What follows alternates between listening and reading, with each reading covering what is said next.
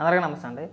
10 మంది చూసి మనల్ని నవ్వుతారు, 10 రకాలుగా అనుకుంటారు. మనం మాట్లాడేటప్పుడు, విమర్శ చేసేటప్పుడు హుందాగా విమర్శ చేయాలనే ఇంగిత జ్ఞానం రోజాకి ఇప్పటికీ లేదండి. నిన్న మాట్లాడుతూ ఎమ్మెల్యేలను ఉద్దేశించి గెలిచిన ఎమ్మెల్యేలు అందరూ కూడా రోజాకి గాలి నా గుడికలంట. ఏమన్నా మత్తుని మాట్లాడుతున్నావా, మత్తు లేకుండా మాట్లాడుతున్నావా? ఇందుకు కాదు నిన్ను ట్రోల్ చేసేది. పైగా ఎవడైనా ఏదన్నా అంటే గొక్కెట్టి ఏడ్చేస్తాం కదా. మనం ప్రెస్ మీట్ పెట్టి నన్ను అలాగన్నారు, నేను ఒక మహిళని కూడా చూడకుండా నన్ను ఎలా తిడుతున్నారో. నువ్వు మహిళ అయ్యుండి ఎన్ని బూతులన్నా మాట్లాడచ్చు, ఎంత రోతగానా మాట్లాడచ్చు, నేను ఎవడు ఏమనకూడదు. ఒకసారి రోజా ఏమని మాట్లాడుతుందో వినిపిస్తా చూడండి.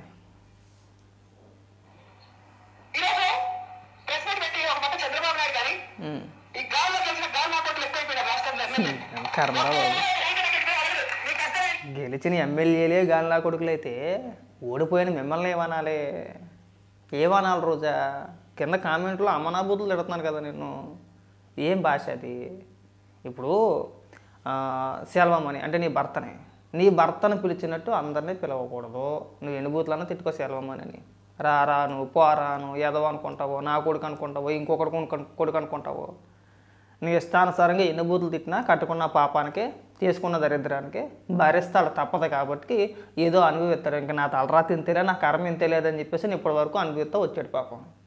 ఇంట్లో నీ మొగుడి మీద ఉన్న కోపాన్ని ఊరందరి మీద చూపించేస్తానంటే ఎట్టా? అందరినీ నీ కొడుకులు అనేసి నువ్వు బూతులు తిట్టేసి నేను ఎవడు ఏమనకూడదంటే నేను పైనుంచి దిగొచ్చావు. నాకు అర్థం కావట్లా. ఎవడు నీ కొడుకు? నీ కొడుకు ఎందుకు అయ్యాడు? ఏం భాష అది? మరి నిన్నేమనాలి? గెలిచిన ఎమ్మెల్యేలు అందరూ గాలిన కొడుకులైతే ఓడిపోయిన మిమ్మల్ని ఏమనాలి? ఏ పదం వాడాలి? తాగి మాట్లాడొద్దు, వెళ్ళొద్దు, తాగేసి మీటింగ్కి వెళ్ళొద్దు మనం. నువ్వు అప్పుడప్పుడు ఎత్తేనే ఎలా మాట్లాడతావు, లేకపోతే బాగానే మాట్లాడతావు అని ఎలా అన్నాము అనుకో. నేను అనట్లేదు, కామెంట్లో అంటారన్నమాట. ఆ వీడియో కింద కామెంట్లో అంటారన్నమాట. రోజా తప్పేమి కాదు పాపం, కొన్ని సందర్భాలు ఇలా తీసుద్ది అని చెప్పేసి అని.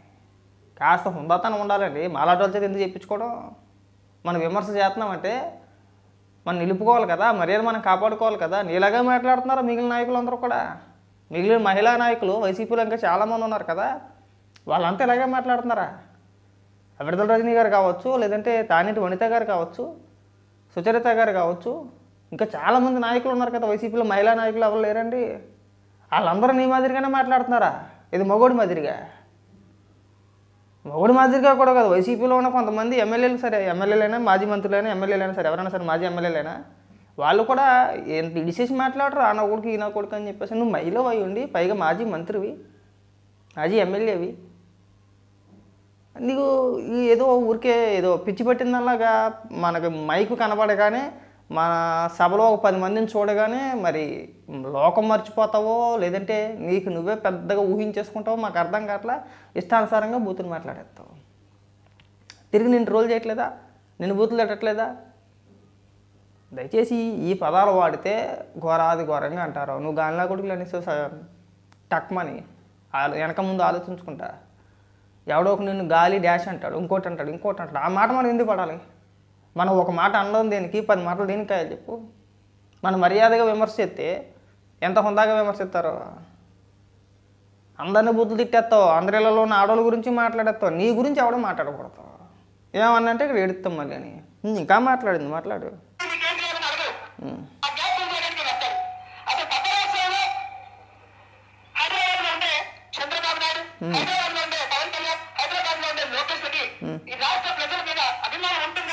జగన్మోహన్ రెడ్డి ఎక్కడ ఉంటున్నాడు మరి? జగన్మోహన్ రెడ్డి ఈరోజు ఎక్కడ ఉన్నాడండి? బెంగళూరులో కదా. గత సంవత్సర కాలంగా జగన్మోహన్ రెడ్డి రాష్ట్రాన్ని విడిచిపెట్టి సంవత్సర కాలం అయింది కదా. సంవత్సర కాలంగా జగన్మోహన్ రెడ్డి బెంగళూరులోనే ఉన్నాడు, యలహంక ప్యాలెన్స్లోనే ఉంటున్నాడు. అది జగన్ మెరిగిన సత్యం, మనం అందరం చూస్తూనే ఉన్నాం. నెలలో 1 రోజు 2 రోజులు వస్తాడు. వచ్చి ఊరికే ఏదైనా శవయాత్ర ఉంటే శవయాత్ర చేసుకుంటాడు, ఒక 4 మాటలు మాట్లాడతాడు, 4 డైలాగులు కొడతాడు, కార్యకర్తల సమావేశం, నాయకుల సమావేశం ఒకటి పెట్టుకుంటాడు. మీ అందరికీ నేను ఉన్నాను, మీరు బండబూతులు తిట్టాను, అమనాబూతులు తిట్టాను, నేను చూసుకుంటాను అంటాడు, వెళ్ళిపోతాడు కదా. గత సంవత్సర కాలంగా జగన్మోహన్ రెడ్డి చేసే పని ఇదే కదా, అవునా? మరి ఇక్కడ ఉంటున్నాడని చెప్పేసి ఎవడు పట్టించుకుంటున్నాడు? నువ్వు పట్టించుకుంటున్నావా? చంద్రబాబు నాయుడు గారు కానీ, లోకేష్ గారు కానీ అధికారంలో ఉన్నా లేకపోయినా సరే శుక్రవారం వెళ్తారంటున్నావు, సరే కానీ శుక్రవారం శనివారం ఆదివారం 2 రోజులు హైదరాబాద్లో ఉంటే ఉండొచ్చేమో కానీ మరి జగన్మోహన్ రెడ్డి ఏం చేస్తున్నాడు? అధికారంలో ఉన్నంతసేపు ఇక్కడ తాడేపల్లి కొంపలోనే మొత్తం ఒక పెద్ద సెట్ వేసేసాడు. అర్థమైందా? సెట్ వేసేసి సచివాలయానికి కూడా వెళ్ళా ఇప్పుడు కూడా ఇంట్లోనే కొంప, ఇంట్లోనే సెట్, సచివాలయం సెట్ కూడా ఇంట్లో వేసేసాడు. ఇంట్లో వేసేసి ఎమ్మెల్యేలతో మీటింగ్ అయినా, కలెక్టర్లతో మీటింగ్ అయినా, అధికారులతో మీటింగ్ అయినా అన్నీ ఆ కొంపే సర్వస్వం అని అన్నిటికీ కూడా. ఏదైనా ఒక పండుగ వచ్చింది అనుకోండి, శ్రీరామనవమి వస్తే అనుకోండి గుడి సెట్ వేసేయాలి, ఇంకోటి ఏదైనా వస్తే అందులోనే సెట్ వేసేయాలి, ఇంకోటి ఏదైనా వస్తే అందులోనే సెట్ వేసేయాలి. అవునా? అదేదో సినిమా సీట్లు వేసినట్టు వేసుకుంటూ వెళ్ళిపోయి పరిపాలన సాగించేశారు. ఇవాళ అంత ఘోరాది ఘోరంగా ఎవరు పరిపాలిస్తున్నారు? కొంచెం ఎంత బాధపడిపోయే మీరు, ప్రజా సమస్యలపైన పోరాడే మీరు, పోరాటం చేస్తున్నాం అని చెప్పుకునే మీరు అసెంబ్లీకి ఎందుకు వెళ్ళరండి? గెలిచిన 11 మంది అయినా సరే అసెంబ్లీకి వెళ్ళాలి కదా. సరే జగన్మోహన్ రెడ్డికి నామూసి 151 నుంచి 111 పడిపోయినాయి కాబట్టి గతంలో 151 స్థానాలతో విరవీగిపోయాడు. అక్కడే అదే అసెంబ్లీలో కూర్చొని ఇప్పుడు కేవలం 11 వచ్చినాయి. ఆ నామూసి ఎంతో కొంత ఉండే ఉండొచ్చేమో. కొంచెం జగన్మోహన్ రెడ్డిని పక్కన పెట్టేసేయండి.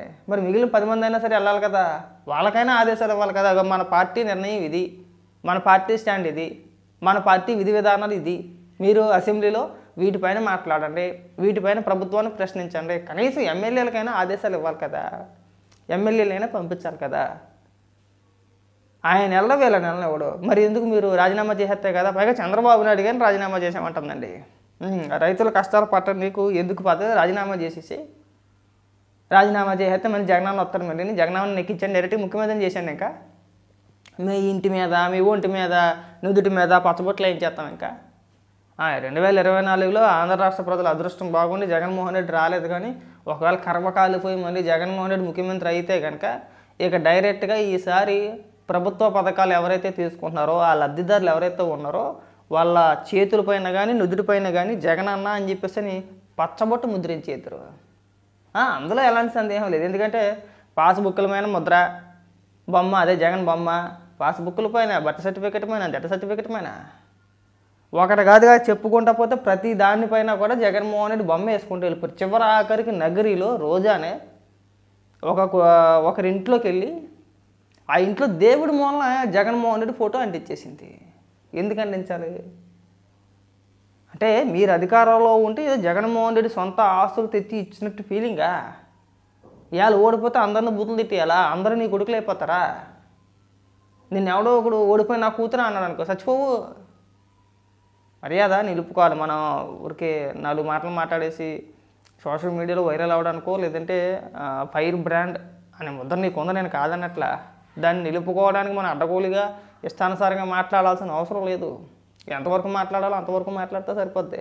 మన విధి విధానాల గురించి అక్కడ చెప్పుకుంటే సరిపోద్ది. ఎప్పుడు పట్టుమని ఈ శాఖ గురించి నువ్వు వెళ్ళలేవా?